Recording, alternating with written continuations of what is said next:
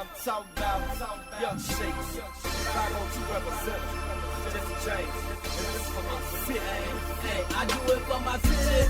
I don't plan on going down. If he think I'm going down, then he gone first round. Hello, this is Lacy Rice with Rice Fame Group, and this is the 5th episode of Chat with HBCU Champions.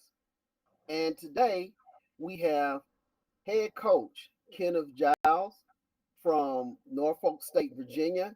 He is the director of track and field programs there. And this past fall, his men and women cross country teams won the MEAC championships.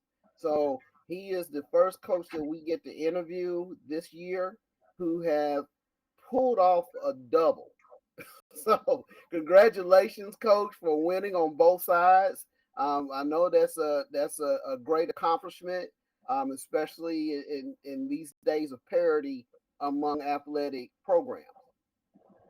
Well, Lacy, first of all, I want to thank you for having me on your podcast, your show. I definitely appreciate it.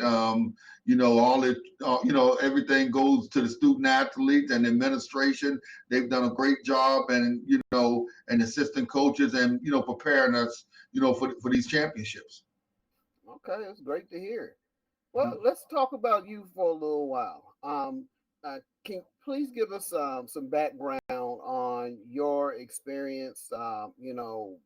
You back when you were a student as a coach. Anything that you can tell us about yourself. Well, I come from a large family. Grew up in Hampton, Virginia. 6 sisters and 3 brothers. I ran collegiately at Hagerstown Junior College and then University of North Florida. 800 meters, junior college, 800 meter All-American. And then I ran at North Florida. I was a national qualifier in 800 meters there, indoors. And then, from a coaching perspective, I've learned a lot from a lot of individuals. I would say one who had a lot of influence on my career was Chris Fox. He's former coach at Auburn University, Syracuse. He ran at Hagerstown also, and now he's coaching professionally with the Reebok Group. He's had a lot of influence on my career. I've had a lot of good assistant coaches along the way. Donald Bond, Jerry Price, Rhonda Berard. I can go on and on. Cletus Griffin. I've had a lot of good coaches along the way who've assisted the program and assisted the student athletes in becoming the best student athletes they could become. Okay. Well, can you tell us a bit about your season this year, how it went overall besides the championship? Well, Lacy, I'll tell you one thing. One thing that we couldn't defeat this year was COVID. We couldn't defeat COVID. We had no control over it. So, in this day and time, when you're preparing yourself for the championship, you got to throw that factor into it. And fortunately enough, our athletic training department, the university, they did a great job with testing to ensure that our student athletes, if they did contract COVID, they stayed in isolation for whatever period that CDC recommended. They came out. Our coaches, got them ready, and we were ready for the championships. Going into the cross country championships, I knew we had a good group. I really did. I knew we had a good group, but with the uncertainty of COVID, you go into the season knowing you had a good group, but at the same time you don't know, because you don't know if you're gonna have that student athlete for the championship. And fortunately, we were blessed enough to have it. Okay. So you had that natural obstacle that had to be factored into your entire season, and did you have a lot of student athletes who were affected by COVID this year? During the cross country season, like as I said, we were pretty fortunate that we didn't have any that was affected at a critical period of time. Um, all of them were able to compete during the regular season. We didn't have any interruptions with our training, and that helped us propel to winning those championships. So I think we were real fortunate. We were real fortunate. Yes. Okay. So you're gonna have to do double duty from what some of the other coaches have done on this next question, because you won 2 championships. So can you tell us a bit about your student athletes? Well, as I said before, a lot of the praise go to them. It goes to them and the assistant coaches. As the director, as they call it now, the head coach. We're the you know, we're the star when we winning, but at the same time, we're the GOAT when we losing. So we know that's part of the game. That's part of the game right there. So but our student athletes did a great job. We had one uncertainty. We had a young lady that was she couldn't obtain her visa. She couldn't obtain her visa to get back in the United States. And she was the reigning MEAC champion in cross country. And we were blessed enough that at what they call it, the 11th hour, at the 11th hour, I got the news that she got her visa, and she was able to compete in the championship because she definitely helped us win this championship. She didn't defend her title. She didn't win it, but her performance was monumental in us winning that championship, and that was our All-American Martha Beeson. So our young ladies did a great job. Frida Coach, she finished runner up, and then we had a young lady who had very athletic. She had never ran cross country before, Tanisha Wilson, and she ended up making all conference. So and then we had Faith Germatai. She was one of our top distance runners. She came in and made all conference for us also. So they did a great job. They really did. They did a great job. They had a championship mindset from the start. They had a championship mindset from the start, and we were able to bring that mindset to the championships and pull it off. Howard, my hat goes off to Howard because they gave us a good run at it, and Kara Grant also, one of our middle distance runners. She ended up making all conference for us also. So our top 5 runners made all. No, I'm sorry. Four of our top 5 runners made all conference, and that really helped us out a lot. Now on the men's side, we knew on the men's side we had the personnel. The personnel was there. It really wasn't a conference team. That this team was built to compete at the regional level, and but we don't take nothing for granted here. We end up putting on an outstanding performance. We took first, second, third, seventh, and and winning the championship. So we definitely put together a good performance. At the MEAC championships on the men's side. So how did you end up doing at regionals and on the national level? Well, we took we didn't go as a team. We didn't go as a team on the men's side. We took a couple of individuals, and they ended up doing well. We going into next season, we're gonna I'm gonna recruit a couple more distance runners. So when we go to the regional level, we'll be a lot more prepared from a team's perspective. They showed that they could compete. They showed that they can compete from an individual standpoint. Now what we got to do, we got to take it to that next level and compete at the regional level from a team's perspective. Because all the top cross country programs in the country, The first thing you got to do, you got to compete at your conference level. Then the next thing you got to do, you got to compete at the regional level. And that regional level propels you for success at the national level if you're fortunate to get that far. So on the in the NCAA, you are Division One, and I don't believe it's like basketball where you have mid majors and majors. You had to compete on the regional level against Power Five as well, didn't you? Yes, that is correct. Yeah, we compete. We compete against Power Five conference schools at the regional level. But what we do during the regular season, we compete against them during the regular season, and that helps us when we get to the regional level. So we would not be in awe of anyone. We'll go there, and of course, we know the budgets are a lot different. Some of the talents may be a little better, but at the same time, we go in there to compete just as if they were at the conference level. Okay. So besides like let's say basketball, in basketball they do compete at the national championships against against the larger programs, which where that mid-major terminology comes.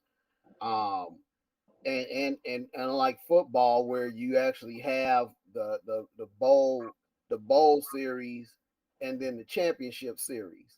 Mhm.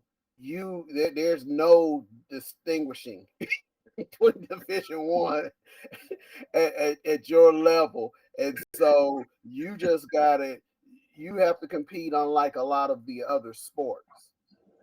Well, like you said, there's no distinguish. I mean, if you're Division One, you're Division One. It's just that simple. And some programs, it just depends on where the head coach or the director puts their focus at. Some head coaches in certain programs, their focus is totally on sprint, jumps and relays.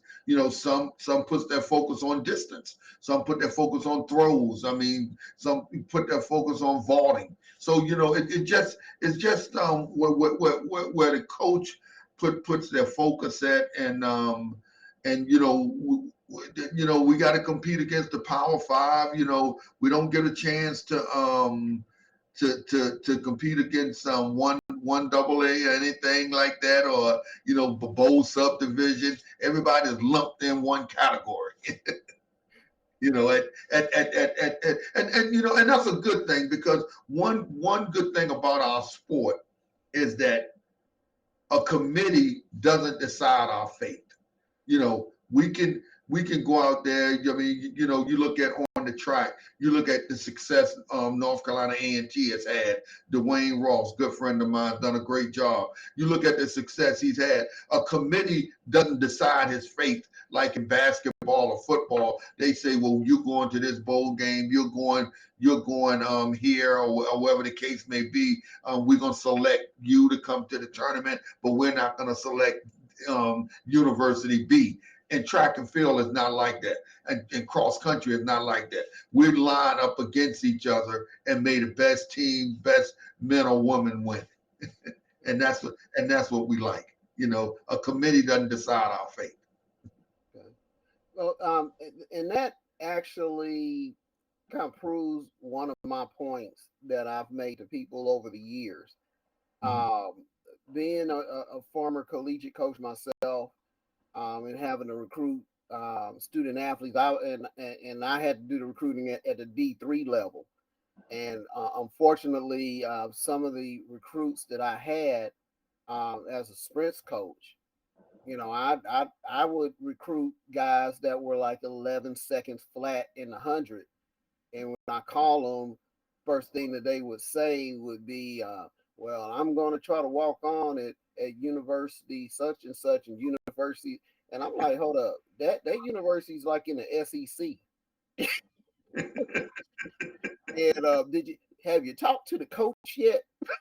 You made it, but I don't think he gonna necessarily let you try to even look at walk on tryouts. So Well, a lot of these kids, I think what influenced their thoughts is, they see they see basketball and football, you know, on the networks, ESPN, ABC, NBC, Fox, all, you know, all over, ESPNU, and that influenced their thinking, because you know, they say, well, I want to go to University of North Carolina, or wherever the case may be, and I want to go there and run. But in actuality, your times doesn't fit, you know, doesn't fit that particular institution. And one thing that I tell all recruits, you know, when you're looking at going to a particular school, make sure that you can compete, number one, at the conference level at that particular institution. Look at their scholarship standards, look at their walk-on standards. If you can't make those standards, you may need to drop down a little bit. And there's nothing wrong with that. One thing about track and field and cross country, there's always a category for you somewhere. There's always an institution somewhere for you where you can compete at. You know, I mean, everybody can't compete at the Division I level. You may need to drop down a level. You may need to go 3. You may need to go Ncaa or with junior college, whatever the case may be. Build your your times up a little bit. So all of it's a learning process for the student athlete. So I do understand where you're coming from. Yeah.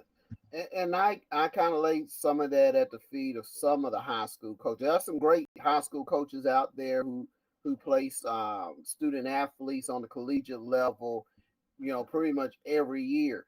But like you said too, you know, I know when I was coaching on the middle school and high school level, we prided ourselves on the number of student athletes we had competing at the next level. But a lot of those student athletes, they were competing at the NAIA level. You know, some of them might compete at the D2, the NCAA D2 level, and for other programs as well. You know, USCCAA, you know, just various places. Like you said, you know, if you want to compete, if you want to still compete, there's a place for you.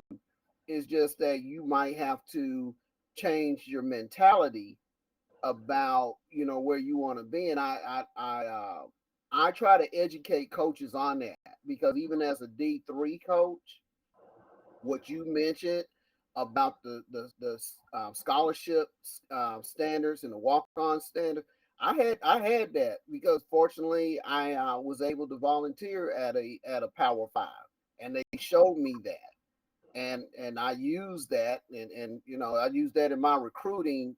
I mean, we couldn't give scholarships, but that determined who I would go for first and who I would go for next, and everything like that. And but you know, to get back on track on this, one of the things I do say to people all the time, track and field, cross country, you know, you can go various places, and if you're fast, you're fast. You know, if you're running, if you're a good thrower, you're a good thrower. And you know, whether you're at NCAA, D1, Power 5 or whatnot, or if you're at NCCAA, if you have those times and those marks that certain professional coaches are looking for, they'll find you. Oh yeah. There's no question about it. And one factor that, especially, and I applaud a lot of the high school coaches, because I couldn't coach at that level, because they have a lot of patience with those kids, and they do a great job. You know, but one thing you got to factor into it is, you know, the NCAA Eligibility Center. A lot, you know, some of these, you find a lot of these student athletes out here, they haven't registered with the Eligibility Center. They don't have a minimum GPA core requirement to go Division I, or they may have to sit a year in residence or something like that. And you got to factor that into the equation. Right now, the NCAA has waived the SAT score, so you don't have that to factor in right now while we're in a pandemic. But you still have that GPA, and you have to have a minimum of a 2.3 core GPA. And sometimes if they don't have that, then they may have to they may have to drop down a little bit. They may have to drop down to D2. They may have to drop down to NAIA. There's nothing wrong with that, because one thing about track and field, one thing about our sport, our fraternity, is that the time, the distance, the height speaks for itself. There's no committee that can determine that. You know what I'm saying? There's no committee that can determine that. So, if you run fast enough, you already know you can compete against the best. You already know you can compete against the best. And now with this transfer portal, in effect, if they go NAIA, if they go Division II, they say, they run fast enough, they say, hey, I can go Division I. I'm gonna put myself in the transfer portal. So, I'm gonna have that opportunity. So the opportunity is always gonna be there. It's always gonna be there. Well, since you brought it up, I'd like to transition over to that. How has the transfer portal affected you? Well, it's affected programs all over the country, and I'm not going to say it hasn't affected us.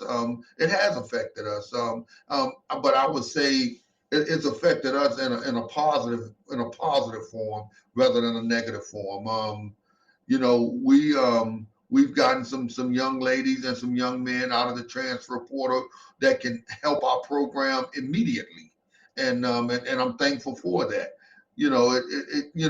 Some of the student athletes, when they come out of high school and they choose the particular institution, they don't do the research on that institution. They may choose that institution because they're getting pressure from the parents, they're getting pressure from a family member or something like that. Then when they get there, they find out it's not all what they thought it to be.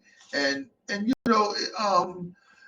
they say, well, I want to transfer, and some get to that school, and their event coach may leave and go somewhere else. So they say, well, hey, I came here because of coach so and so, and coach John Doe is leaving to go somewhere else, so I'm leaving. So most student athletes, when they pick an institution, they pick that institution because of the coach. They pick that institution because of the coach. And if that coach is leaving, more than likely they're going to leave also. So, but the transfer portal has definitely helped us out. I will say that it's helped us out. We've gotten some good young ladies and young men in the portal, and we'll continue to use it to our advantage. Okay. Well, transitioning again, how has the NCAA ruling on student athletes being able to receive revenue or receive benefits from their images and control of their images, how has that affected you?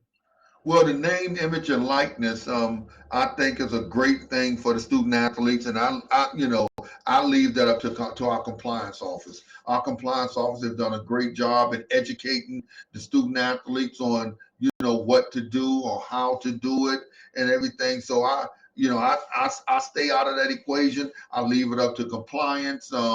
To educate them, and we have a great compliance officer, Julius Scott. He does a great job. I mean he's real good. So he's gonna tell them the right way to do it, and he's gonna make sure that they do not do it the wrong way. So I stay out of that part of it. I let them do that thing, and I stick to track and field. Okay. So as far as recruiting, without giving away any of your secrets, or what are some of the things that you might say to a recruit to encourage them to come to your program, especially considering, like we said before, you're in Virginia, so you have your Old Dominions, your UVA, and but also you have other programs, your Virginia States and your Virginia Union, and you have a lot of universities and colleges there in Virginia. so what are some of the things that you might say to a recruit to encourage them to choose Norfolk State? Well, recruiting is our lifeline. That's our livelihood. You got to be able to recruit to get the student athletes in here. If you can't get the student athletes in here, you can't compete. It's just that simple because it's not about us as coaches. You can't coach them. You can't coach them up. There's none, they got to be ready. They got to be Division I ready when they get here, and that's our job to make sure that we evaluate the talent at the high school level, or if we bring it in a transfer to ensure that they can fit our program. One of the things that I do, I tell the kid, if I got to convince you to come here, then it's not the program for you. You got to want to be here. You got to want to have that commitment to Norfolk State University from an academic end, from an athletic end. You got to be able to balance both of them, because it's a lot of demands from an athletic end. There's a lot of demands from an academic end. And then you got to put in the social aspect also. So when I look at a student athlete, I have to make sure that they can balance all three of them, because all three of them plays an essential part of their success on the track. If your social life can't be out of control, because if your social life out of control, you're not going to make it academically. You're going to be ineligible. So the world will never be able to see what you can do on the track. And my philosophy in terms of recruiting has been successful for me, because we've recruited some outstanding student athletes, in my tenure at Norfolk State. And we've gone against Power 5 schools to get those student athletes, and we've been successful. So we want to make sure that they're fit for Norfolk State University, because from a track and field standpoint, we have our facilities are just as good as any other Power 5 school from a track and field standpoint. Okay. So you mentioned academics and the importance of the balance.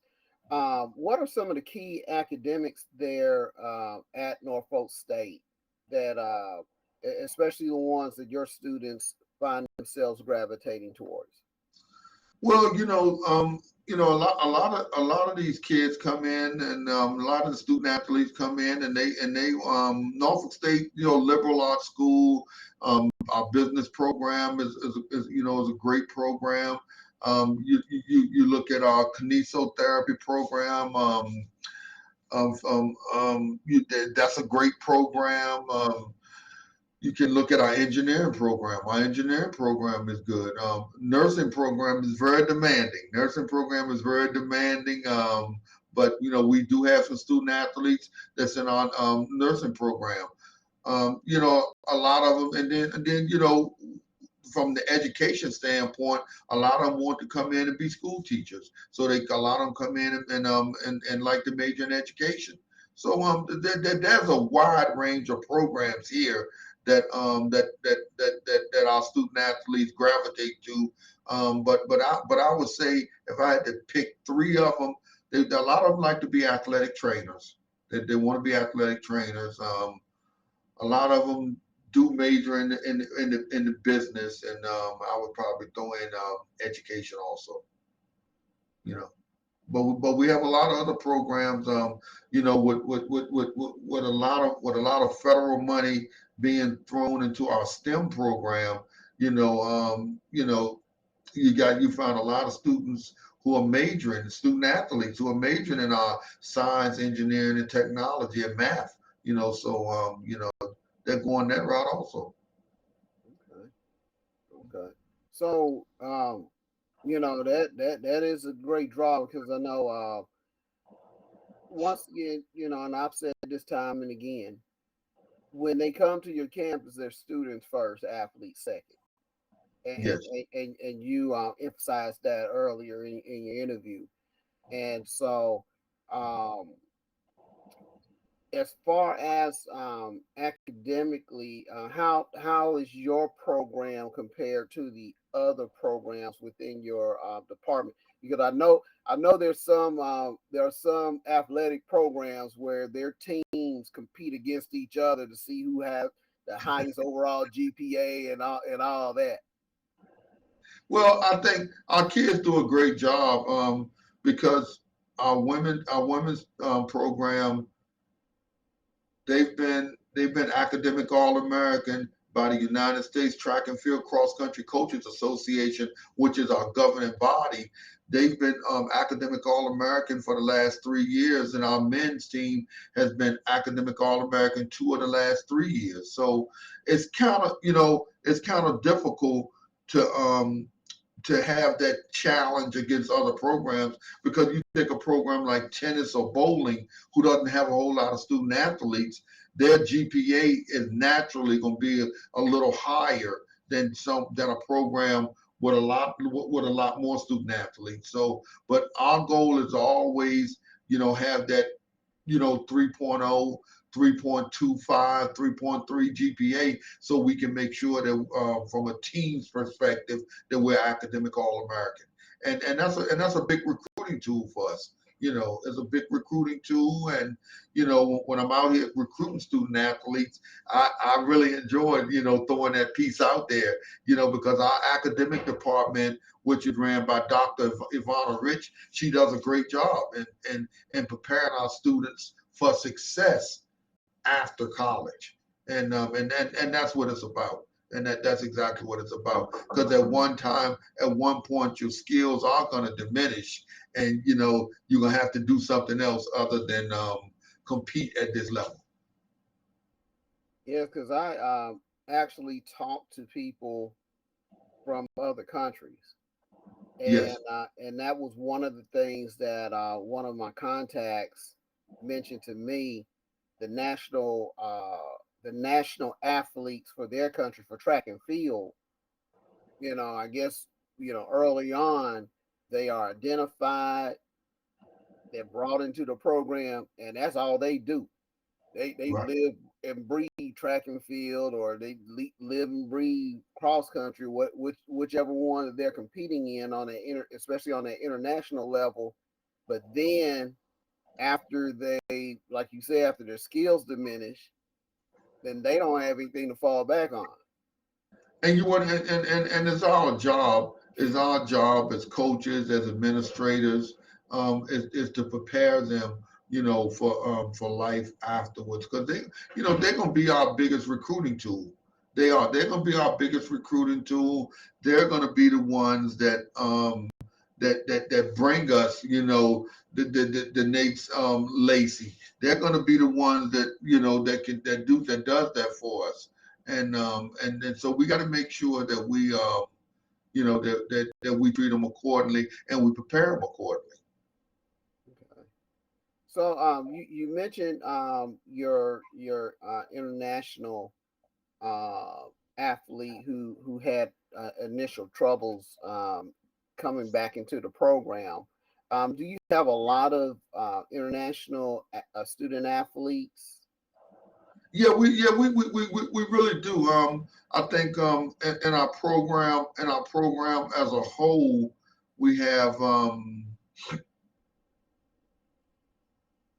probably about 7 or 8 of them.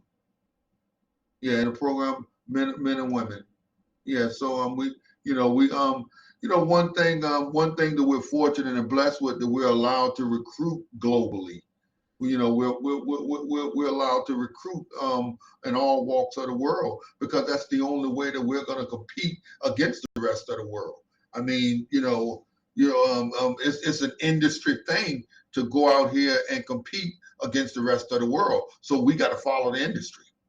We can't limit ourselves, because if you limit yourself, then you limit the success that the program is going to have.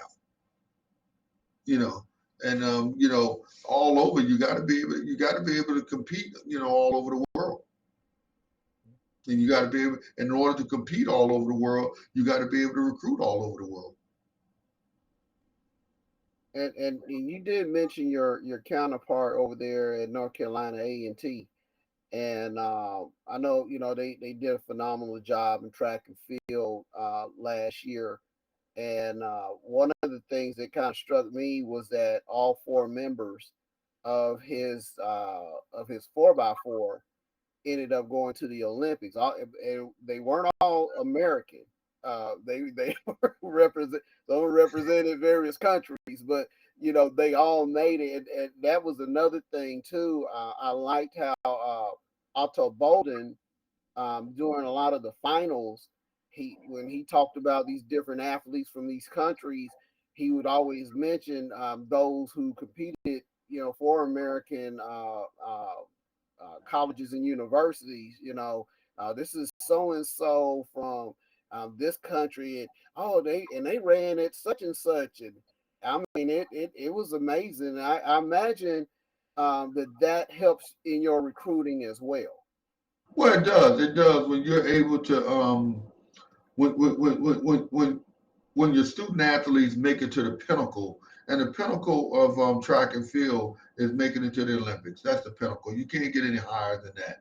And when they make it to the higher level, it's a big recruiting tool, because you can go out here and you can tell potential recruits that we have, so and so that made it to the Olympics, and and if you have aspirations to make it this far, then we have the capabilities, we have the coaching staff that can get you there. Mhm. Yeah, that's great, and I'm wishing that I heard more about HBCUs, and so I'm hoping that there will be more opportunities for our HBCUs. I know a lot of HBCUs have had Olympians over the years, who have competed for other countries, and have done remarkably well, and also have had those athletes who were top athletes competing in the United States, who have gone to the trials, who just might have just they might have been that fourth person, or they might have been that fifth person, but still, you in the top five in the Well, entire country. to tell you the truth, when you get at that level, it doesn't matter what number you are. You made it. It doesn't matter. It doesn't matter. It doesn't matter what number you are. You just be fortunate enough and you're blessed enough that you made it to that level. And you can, and that'll provide encouragement for the ones behind them, that they can let them know that I've made it to that level. Yes. Okay. And so, going back to cross country, are you in favor of there being, and maybe there is, and I haven't heard about it yet. Are you in favor of there being a huge HBCU championship? And when I say that, I'm saying no matter, because like we said before, if you fast, you fast. Right, You know, right, right, right, right.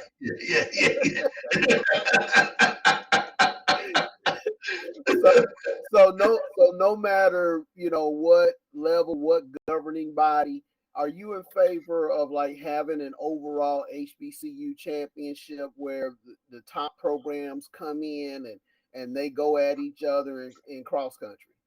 Yes, I am in favor of that. But a lot of times, the first, finances play a major role in that, and you have to have a sponsorship to help some of the institutions that have smaller budgets, that unfortunately they can't, they may be restricted into traveling wherever that championship may be held. But yes, that's something that I would be in favor of, and I would support Okay. Now, if something like that was to happen, would it be more beneficial to do it in the middle of the year, or would it be more beneficial to do it, like, say, right before conference championships, or even and I'm not versed on the rules about this, but even to say at right after the national championships? Well, I would say, it actually depends on the focus of your program. Most HBCUs, they focus strictly on conference championships. So you know you don't want to do nothing that interrupt their preparation for the conference championship. So I would say it could the most likely scenario probably would be to do it in the middle of the season. Probably maybe 3 weeks prior to the championship, your conference championship, because you can't do it. It wouldn't benefit certain programs to do it after this conference season, because after the conference championship, you have some programs like our program. We're in preparation for regionals, so it wouldn't benefit us to do it after the season. I would say do it sometime in October, because October, that's the month that you're in preparation for you're preparing yourself for your conference championship and your postseason run. Yeah. Now, now switching back um, to more of the academic end. Um, can you tell us about some of your most successful um, student athletes, whether it's in the professional world of banking or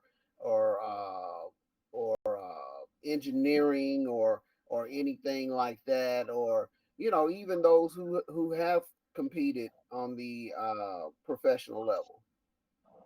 Well, we've had, our student athletes have done real well.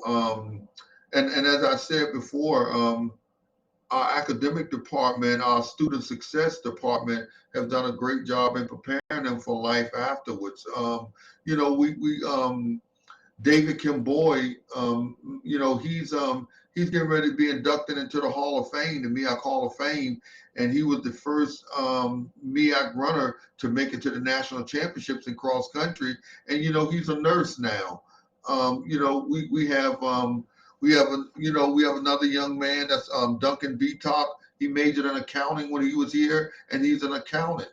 He's an accountant. Then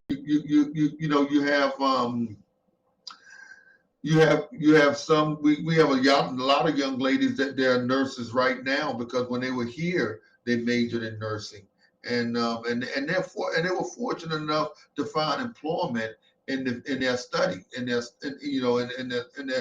field that they majored in while they were here. So I'm real thankful, and I'm real blessed how our student athletes turned out to be. We've had some Joseph Tessima.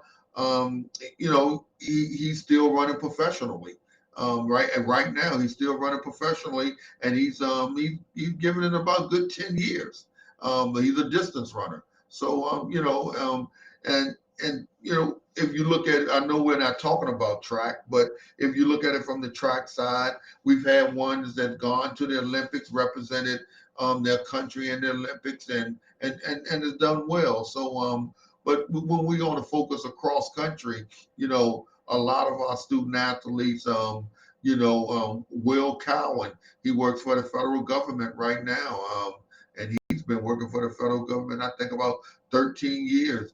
Keenan Harris is an officer in the military, so he helps protect our interests for this country. So our student athletes have done a great job. Jennifer Chichester, she's in Maryland right now, and she works in the education system right now. So they've done a great job, and I'm real thankful. I can talk about them freely and talk about the success that they've had, and I can smile and say we've attributed to that success. Okay. Um, well, you mentioned that your success this year was due to your student athletes and your assistant coaches. Tell us a bit about your assistant coaches. Well, we have from a cross country perspective, Coach Bond, and Coach Bond has a lot of experience. He's coached at every level. He's coached at the AAU level, he's coached at the collegiate level, and he's coached at the high school level. So he has a lot of experience, and he brings a lot of insight, from various angles to middle distance and distance, and that allows me to focus on other things. So that really has helped us out, and has helped me out throughout the cross country season, and then as we transition into indoor and outdoor.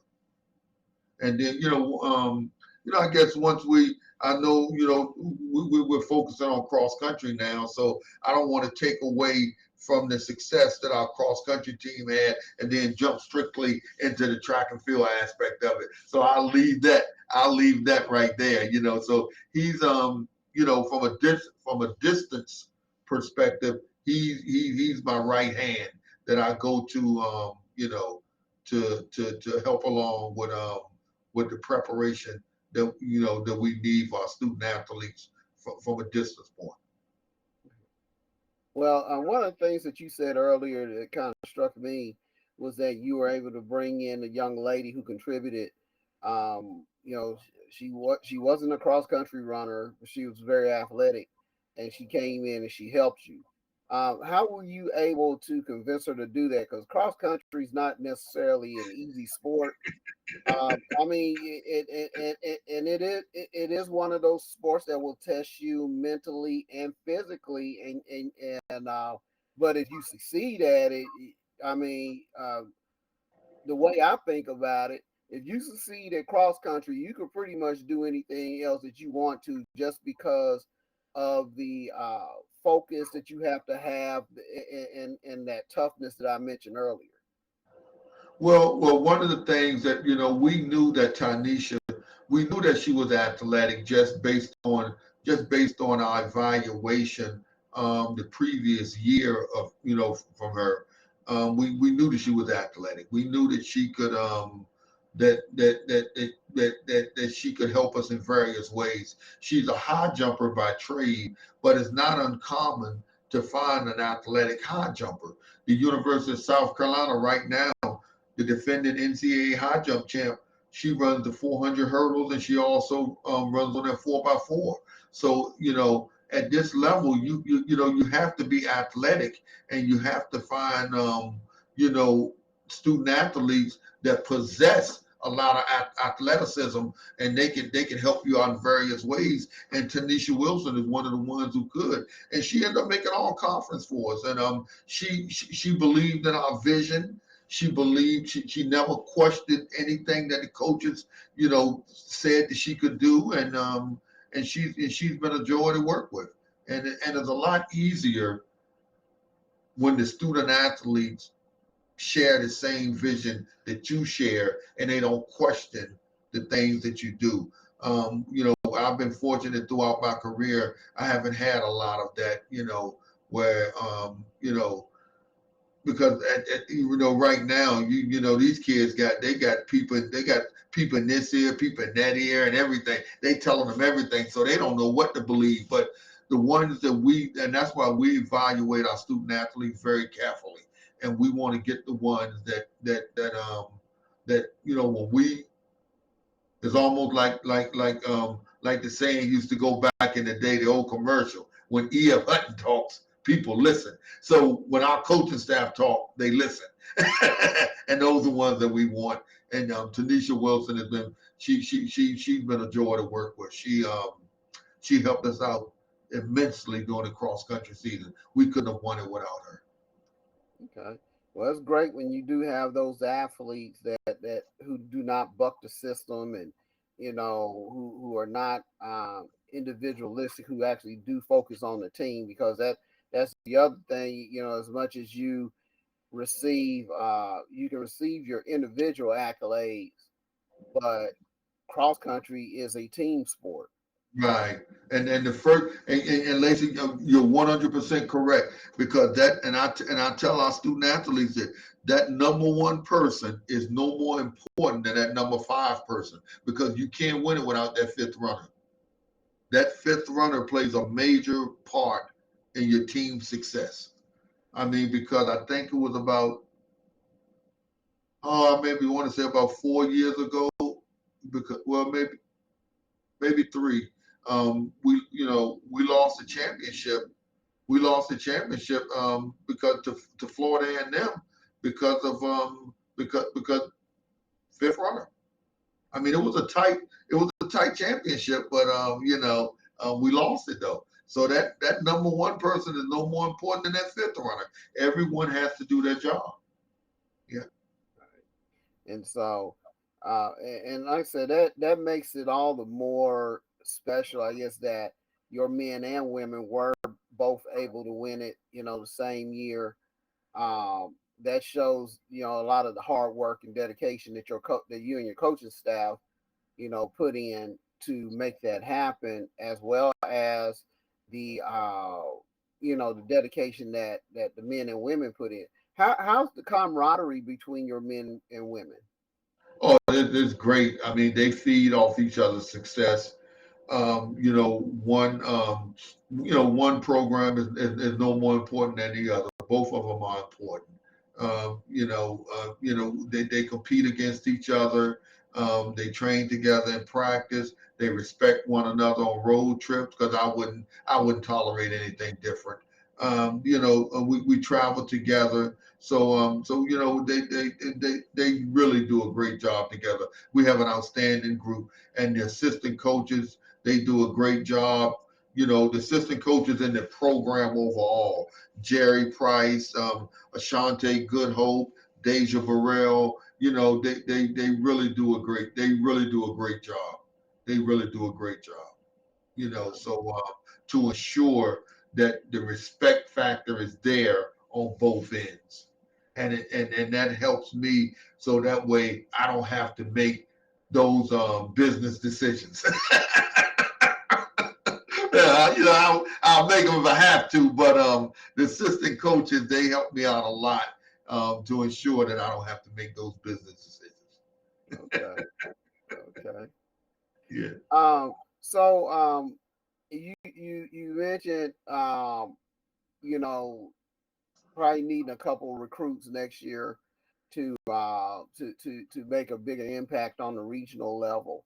Um, what is your outlook overall for both programs for next year?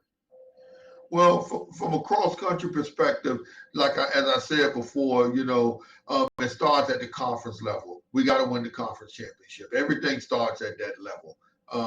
We want to be competitive at the conference level, and then from the conference level, we go to the regional level.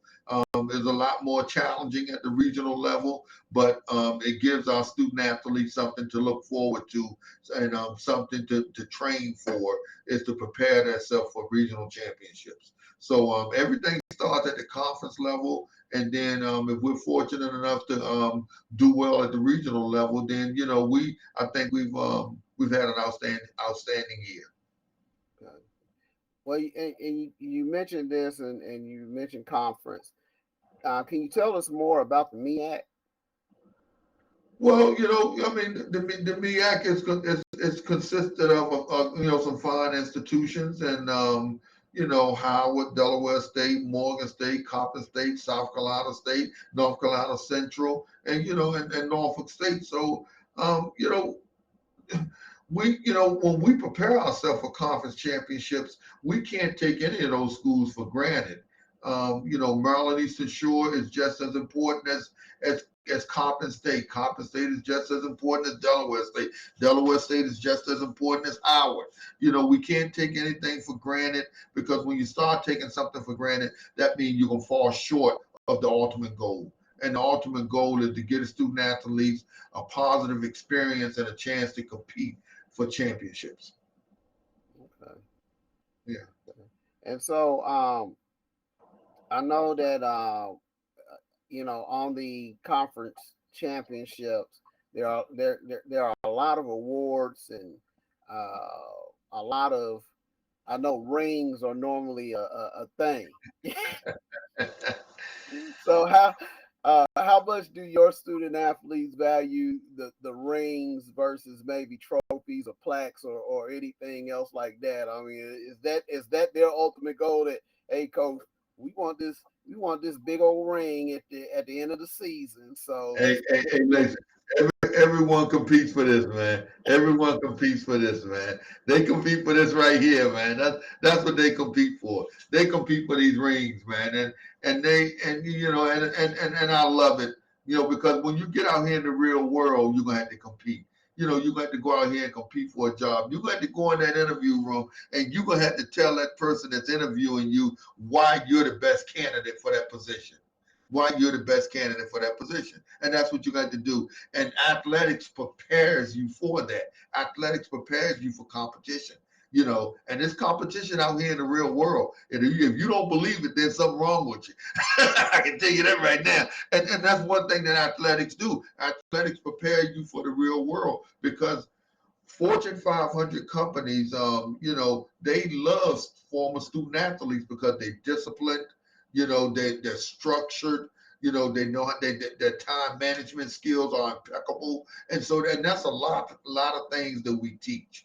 So as we're preparing them for this ring right here, ultimately this ring right here is going to prepare them for success outside of track and field cross country. It's definitely going to do that. But make no mistakes about it. They compete for this right here. And we've been fortunate. We've been fortunate that we won a lot of them, and there's a big recruiting tool for us. There's a big recruiting tool for us. The student athletes, they go and look at our bio, and they see the success that the program has had, and it's helped us get some outstanding student athletes. Okay. Well, actually, you answered my other question before I even asked it, which was the to further dwell on the student athlete success at the next level, whether it be athletics or non-athletics, because studies have shown that student athletes tend to be more successful as professionals in other fields than your general student body, and they also tend to give back more to their alma maters than people who are general student body students. Well, and that is correct. You are correct about that. And I think the one reason why student athletes are successful and the graduation rates are higher than the normal student body is because of the resources that athletics have and the one-on-one attention that they can get from their academic advisors, and the academic counselors and everything that we have in athletics. And we have all of that at Norfolk State University. We have the academic counselors, as I said before, not to be redundant, but Dr. Rich, she does a great job in assembling a great staff to help these programs, to help cross country, to help track and field obtain that 3.0, that 3.25, 3.3 GPA, so we can prepare our student athletes for success outside, of track and field and cross country once they're finished at our fine institution. So they do a great job. They really do. They do a real good job, and I'm really happy about the job that they do. Okay. Well, as we begin to wrap up, who are some of your other influences? You mentioned a few at the very beginning. Who are some others who might have influenced you or who have kind of helped you when it came to tricks of the trade and all that? Well, I would say I'm gonna say Coach Williams. Coach Williams definitely helped me out a lot. I would say you know Dick Price, the legendary Dick Price here in Norfolk State. He helped me out a lot. In his latter years. I would give Laverne Sweat. Former Olympic coach. She definitely played a major role in the success that I've had now, and I've been fortunate. And I've been fortunate to have a lot of good athletic directors. Headed by Marty Miller and Melody Webb. Because without their support and without the vision of this other program, you can't be successful. And and everything starts up top. It starts up top. And if you can get it done up top, then you'll be successful. And as we wrap up, um, This is your time to shout out anybody who you want to shout out. Uh, athletes, coaches, family, friends, whoever you want Well, to shout out to. well, one thing that you always got to do, because your family plays a major role in any success that you may have, and they sacrifice a lot because as coaches, we're on the road so much, especially track coaches, because we're cross country, indoor and outdoor, and we're fortunate that our teams make it to the final round of the Ncaa championships in track and field. So we go into June, and my wife, she sacrificed a lot, and I definitely appreciate the sacrifices that she make, for the betterment of our program and our student athletes. You know, my daughter Ebony, she's Miss Virginia Union, and she's currently running for Miss CIAA. So as you go out there and as you go out there and vote, go to the CIAA website and vote for Ebony Giles. Vote for Ebony Giles, and she's running for Miss CIAA and everything, and she's currently Miss Virginia Union right now, and she's done a great job. My son also, Kenneth Jr., he's at Virginia Union also, so they're doing a great job. I'm real happy about the success they've had, and I want them to keep on moving forward. Okay. Well, Coach, we definitely thank you for coming on with us. And I would be remiss if I did not give a shout out to Mr. Matt uh, Mahalik. I think I Yeah, yeah, said yeah.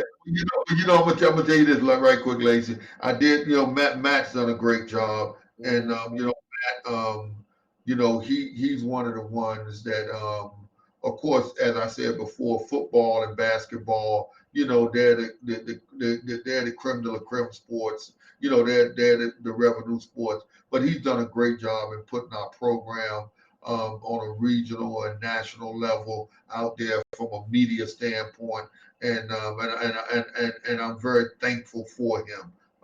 Matt's done a great job, outstanding SID, the best in the MEAC. okay. And his official title is Assistant AD of Communications there at Norfolk State. And this interview would not be possible without him.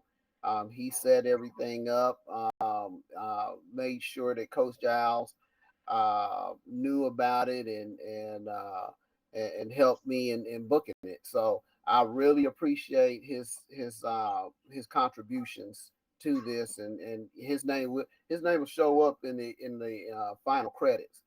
Well, yeah, yeah. Well, thank you. Well, definitely, I definitely thank you for that, because without him, I wouldn't even be up here. And I tell you one thing again.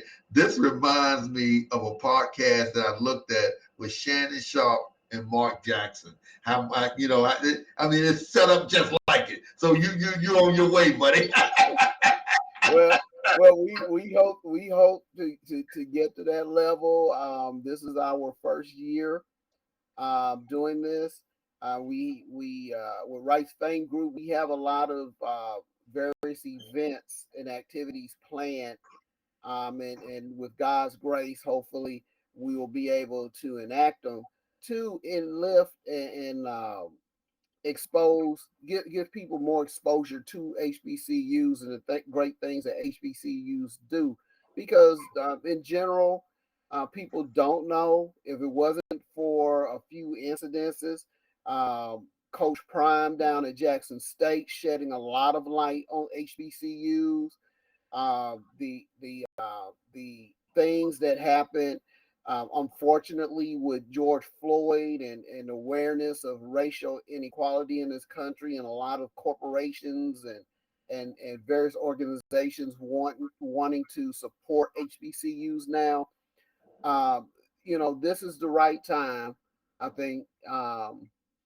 And in the past, those times came when you had a television show like A Different World, when you had a great movie like Drumline, you know, and so hopefully what has happened now will eclipse all of that, and hopefully programming like this and other programming that's on social media.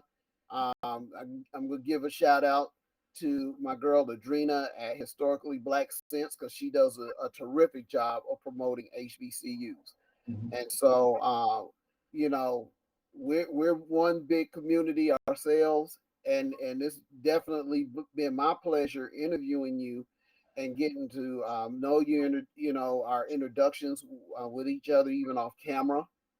And you know, the final thing I would like to say, Coach, is congratulations on the Spartans for their success in men and women's cross country. This was a absolutely memorable season. And for those of you who do not know much about cross country, I would very much encourage you to try to find, you know, a lot more about it, because it is an exciting sport. You know, and it is one of those sports that does need a lot more exposure to the general public. Well, I want to thank you, and I want to thank you for putting our sport out there. You know, and hopefully after the indoor season, we'll be having another interview with our men's and women's team winning these MEAC championships. Hopefully, let's keep our fingers crossed because we're gonna need it. Okay. Well, you know, uh, definitely, if that should happen, you know, we will definitely go in and do another interview and talk about those student athletes and those coaches as well. Okay. Well, thank you, Lacy. I definitely appreciate it and I enjoyed it.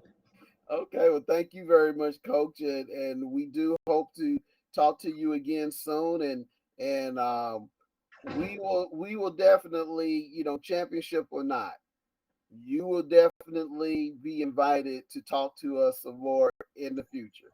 Okay. Okay. All right. Thank you very much. I appreciate it. All right. Okay. Yep. Represent. Just change. And this is for my city. Hey, I do it for my city.